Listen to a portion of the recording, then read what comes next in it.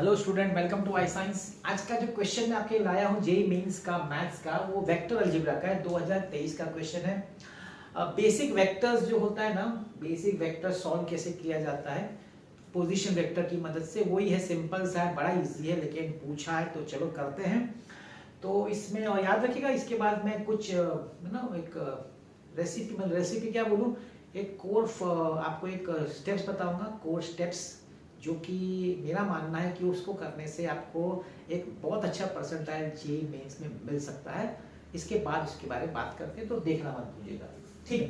ABCD is a quadrilateral, ENF are the mid points of the diagonals of AC and BD। चलिए कोई random कोई भी quadrilateral बना देता हूं मैं। रैंडम है ABCD, ठीक है। ये आपका BD है, ये आपका AC है, और बोला है कि E जो है वो AC का मिड पॉइंट है। चलो भाई E यहाँ पे ले लेते हैं, E ये मिड पॉइंट है, और F जो है वो BD का मिड पॉइंट है, ठीक है। तो बोला है कि ये दिया हुआ है, तो K का वैल्यू ढूंढो। तो इसमें हम लोग पोजीशन वेक्टर यूज करेंगे। आपको तो पता है पोजीशन वेक्टर, अब यहाँ पे लिख रहा हूँ, आपको एग्जाम में लिखने की जरूरत नहीं, लेकिन क्या समझा रहा हूँ तो इसमें मैं लिखता हूँ आपको, ठीक है। Let A bar, B bar, C bar, D bar, E bar, F bar be the position vectors of A, B, C, D, E, F respectively। ये सब लिखना नहीं है, आपको मैं समझा रहा हूं, इसलिए मैं बता रहा हूं। आगे अब अभी इन्होंने बोला ENF, E and F are midpoints of AC and BD respectively। तो मिड पॉइंट फॉर्मूला हम लोग यूज करेंगे। मिड पॉइंट फॉर्मूला से क्या मिलेगा भाई, E बार इजी, E जो है AC का है, तो A bar plus C bar upon 2, और F बार क्या हो जाएगा, BD का है, तो B बार प्लस B बार अपॉन 2। ये सब यूज करना है। चलिए मैं जो इक्वेशन दिया उसको लिखता हूं अभी। गिवन है AB bar minus BC bar plus AD bar minus BC bar is equal to K times FE bar, ठीक है। अब इसको पोजीशन वेक्टर में कन्वर्ट कर देंगे। AB बार को क्या लिखेंगे, B bar minus A bar minus C bar minus B बार। ये बड़ा इजी चीज है, आपको तो आता ही होगा। D bar minus A bar minus C bar minus D bar is equal to K times FE bar. Okay, let's open B bar minus A bar minus C bar plus B bar plus D bar minus A bar minus C bar plus D bar is equal to K times FE bar. B bar plus है, D bar plus है, 2B bar plus 2D bar minus 2A bar minus 2C bar is equal to K times FE bar. 2 times B bar plus D bar minus 2 times A bar plus C bar is equal to K times FE bar। ध्यान से यहाँ देखिएगा, ध्यान दीजिएगा। क्या मैं B bar plus D bar को लिख दूं 2F bar, यहाँ पे 2F bar mid point formula, so 2 times 2F bar minus 2 times A bar plus C bar को लिख दूं 2E bar K times FE bar। Okay, so इसमें से 4 कॉमन निकाल लो। 4 F bar minus E bar is equal to K times FE bar. अब ये position vector को अगर उसके पॉइंट्स के फॉर्म में लिखेंगे वेक्टर, तो कैसे लिखेंगे, EF बार, E पहले आएगा बाद में आएगा, 4 टाइम्स EF बार तो K टाइम्स FE बार। अब ये तो उल्टा ही है, FE EF है, वेक्टर क्या बोलता है, अगर आपको उल्टा करना है तो साइन चेंज कर दो। -4 times FE bar is equal to K times FE bar. We have got the answer, K is equal to -4। Option is C, है ना। That was your question from vector. Okay, इस part के बाद next part है कुछ आपको advice देने का, कैसे आप करें जिससे कि आपका एक अच्छा सा स्कोर आ जाए। तो मैंने डिवाइस किया बहुत सोच समझ के कि एक 4 स्टेप्स है, अगर वो बच्चा करता है, सिंसियरली करता है, डिटर्मिनेशन से करता है और लॉन्ग टर्म करेगा, तो उसको कोई नहीं रोक सकता है एक अच्छा स्कोर लाने के लिए अपने एंट्रेंस में।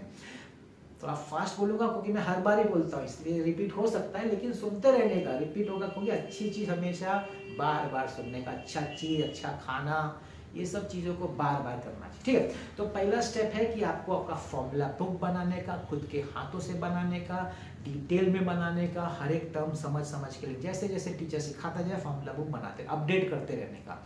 यूज़ कहाँ होगा, न्यूमेरिकल जब सॉल्व करेंगे तब यूज़ करने का, जब भी सम सॉल्व करेंगे एमसीक्यूज, जब भी आप फ्री हो तो फॉर्मूला बुक देखते रहिए। आप इसका विश्वास नहीं कर सकते, जो फॉर्मूला बुक आप देखते हैं ना ऐसे जस्ट रेगुलरली, आपका आधा पढ़ाई तो उसी में हो जाएगा, आपका आधा पढ़ाई हो जाएगा 50% से फॉर्मूला बुक देखते देखते।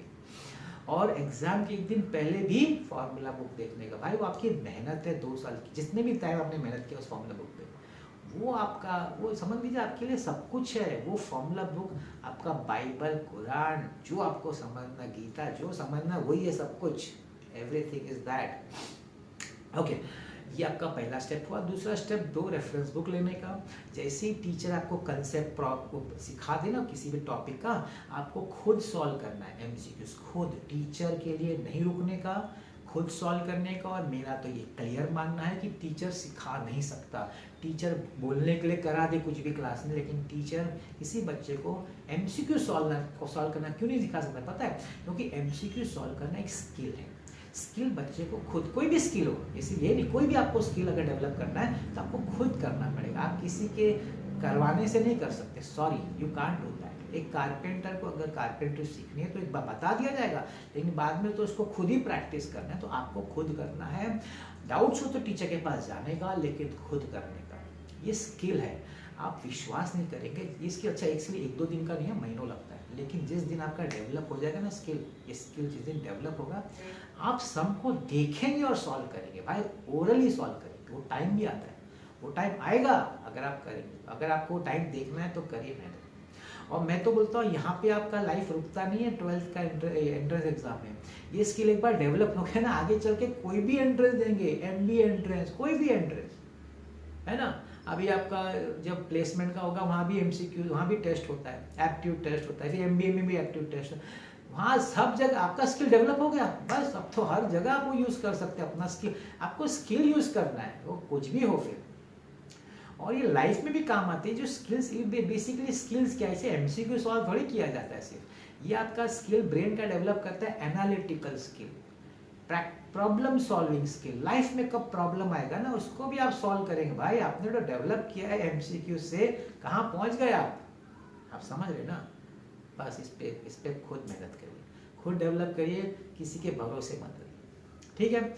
और प्रैक्टिस करते समय ना, हो सके तो पहले स्टार्टिंग में चलो नॉर्मली करें, लेकिन हो सके ना बाद में चैप्टर वाइज रैंडमली चैप्टर जो हो गया ना उठाने का और सॉल्व करने का, तो उससे आ जाता। थर्ड वाला देखिए पीवाईक्यूज, मैं इसलिए पीवाईक्यूज लाया, इसलिए आप देखिए ना पीवाईक्यूज, ट्रेंड पता चलता है। प्लस रैंडम में क्या दे रहा हूँ ना, तो रैंडम दे रहा हूँ तो आपको चैलेंज दे रहा हूँ, कंफर्ट जोन से बाहर आइए, देखिए होता है क्या, पॉज करने का, ऑलरेडी सोचने का, ऐसा ऐसा होगा, देखा, सोच लिया, चालू करने का, देखने का जो आपने सोचा सही है क्या, वेरी गुड, अगर सही निकला, नहीं निकला तो सीख लिया ना, कोई प्रॉब्लम नहीं, टेंशन नहीं लेने का उस समय नहीं आया तो। ये एक लंबा प्रोसेस है, ये शॉर्ट प्रोसेस नहीं है, स्किल लंबा प्रोसेस है, लेकिन जिस दिन आपको मास्टरी कर लेंगे ना, अरे फिर तो सब आपके कदमों पे आ जाता है ना। और चौथा स्टेप है इसका, चौथा स्टेप मेरा जो फॉर्मूला का, जो formula for being a topper is test देने का। हफ्ते में 2 टेस्ट, एक टेस्ट होगा जो पूरा हफ्ते में आपने जो पीसीएम का प्रैक्टिस किया ना उसका एक टेस्ट होना चाहिए, और पूरे स्टार्टिंग से लेकर अभी तक का जितना भी आपका पोर्शन होगा उसका एक कंबाइंड टेस्ट। ऑनलाइन हो सके तो बहुत अच्छा है, बहुत सारे बड़े बड़े क्लासेस में ऐप होता है कस्टमाइज टेस्ट देने का, नहीं है तो ऑनलाइन टेस्ट सीरीज परचेस करने का, लेकिन जेन्युइन जगह से, फ्रॉड नहीं हो जाए आपके साथ ऑनलाइन में। मेरे को बोलना जरूरी नहीं तो कल आप बोलेंगे सर ने बोला हमारे साथ फ्रॉड हो गया। आजकल ऑनलाइन में मालूम है ना, पेमेंट में फ्रॉड हो जाता है, उसका ध्यान रखने का। और देखिए ये मेरा फॉर्मूला है to be a topper in entrance, और उसके बाद इसका फायदा आपको आपके लाइफ में होगा, ये आप याद रखिएगा, है कि नहीं। बस इसीलिए मैं भी आपके लिए पीवाईक्यूज ला रहा हूँ, आपको टेस्ट देने के लिए, आपको चैलेंज देने के लिए। एक्सेप्ट करिए मेरा चैलेंज, देखते रहिए मेरा वीडियोस, मेरा प्लेलिस्ट है अलग अलग, देखिए एमएससीटी, मेंस, एडवांस सब है, सब कुछ है, देखिए उसमें। और enjoy, most important is stress नहीं लेने का, एंजॉय करने का पढ़ाई। जब आप एंजॉय करेंगे ना तो वो चीज़ आपके अंदर आ जाती है, ठीक है ना। थैंक यू वेरी मच आज का वीडियो देखने